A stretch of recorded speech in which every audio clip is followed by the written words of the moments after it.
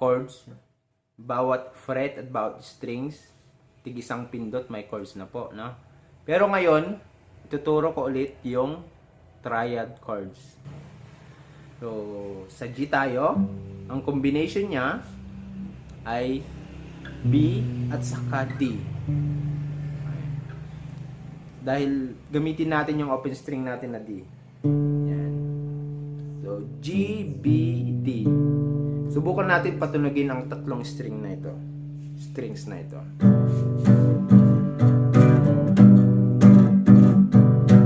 Oh, di ba? Mas maganda kaysa sa isang pindot lang.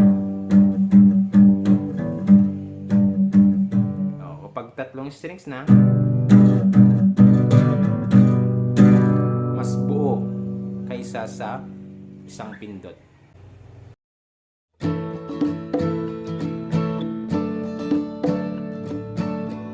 Gusto nyong kunin ang ibang triad chord, mag-adjust lang po kayo. Parang sa G, no? Yan, ang combination niya is G, B, E. I-adjust lang natin yung fret natin. Same pattern. Yan. So, A, C sharp, E. O, nag-adjust tayo, no? From open string na D, going to E chord. Yan. So, yan po ang A triad natin.